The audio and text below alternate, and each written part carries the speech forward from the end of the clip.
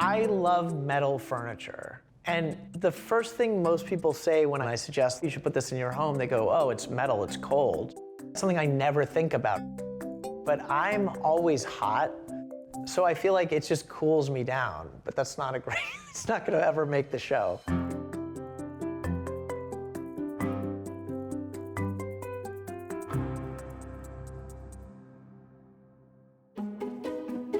An industrial aesthetic evokes functionality first, turning things that were built for a real function, then bringing them into the common home, which makes for a slightly rough feel, but also very modern and always really interesting.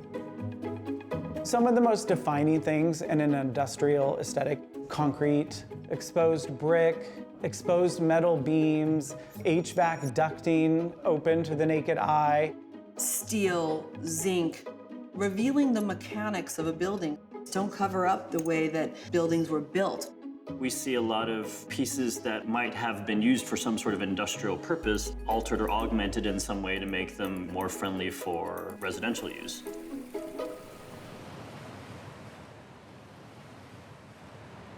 To really understand the industrial look, you have to look back to the period between the two world wars.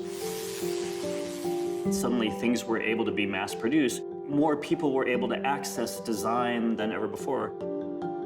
Years after, people started to look for affordable places to live, seeking out ex-factory spaces and industrial spaces of manufacturing. You have a lot of steel, wood materials that were very abundant at the time. Not constructed to be beautiful, but they took on a patina that we have now come to appreciate in a residential capacity. This all started with taking an industrial workspace and turning it into a living space. This is instant age, which is something we're all looking for in an interior. Why not lean into these items that are already in the architecture? I love spaces that were never intended to be lived in, that are converted.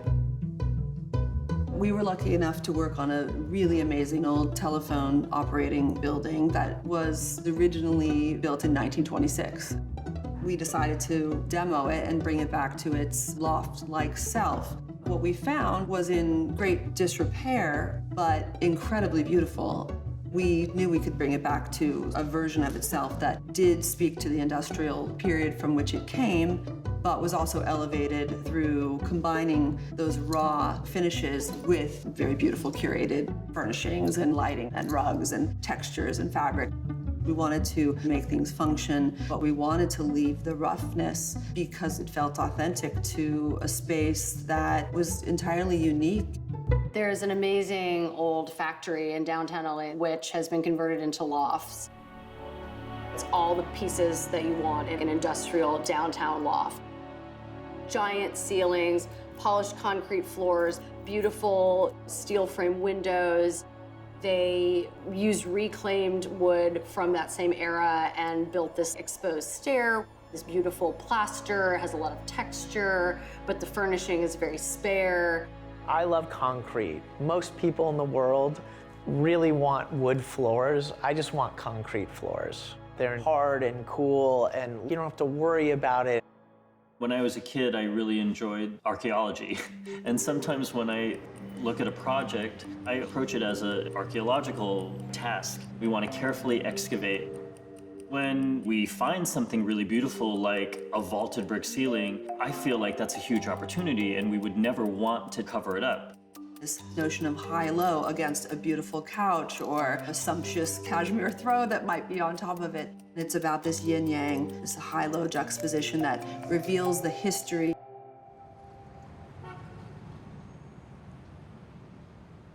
My take with the industrial aesthetic is kind of like everything. This is your home. You have to have that balance.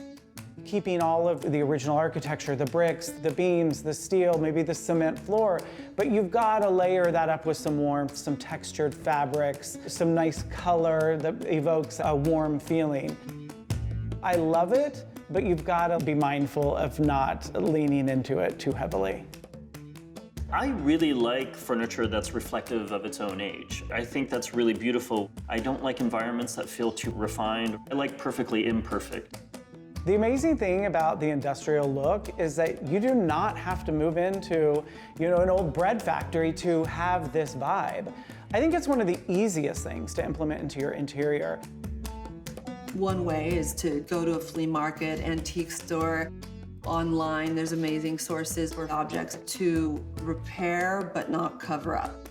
It's old factory lighting. I love an old wood workbench that's just like beaten up and has the patina and all the dents and pieces, and that makes a beautiful entry console. I don't like things refurbished. I don't even like the term refurbished. I don't even like it when people shellac something or seal it with a coat. I just want it to be the way it is.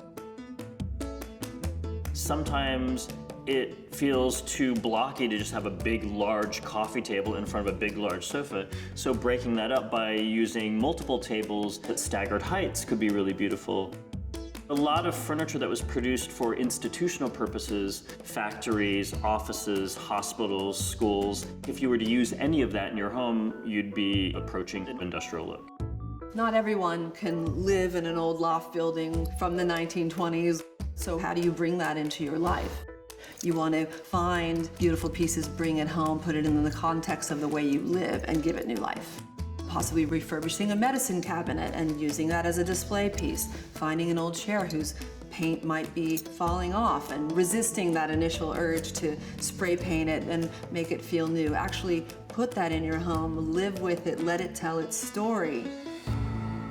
If you're open and you look hard enough, you can find something just about anywhere. I think industrial design is best done when you are literally peeling away layers, when you are maybe renovating and you uncover something, copper tubing and stuff.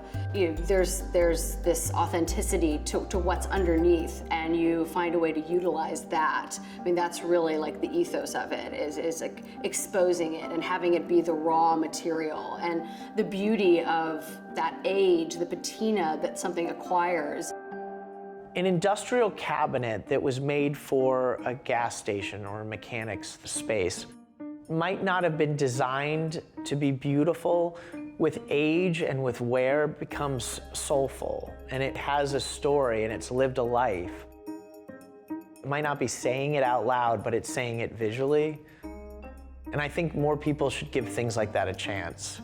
I think we do like to live around spaces that feel strong, that feel that they have a strong function, that feel that their beauty has been uncovered rather than adorned.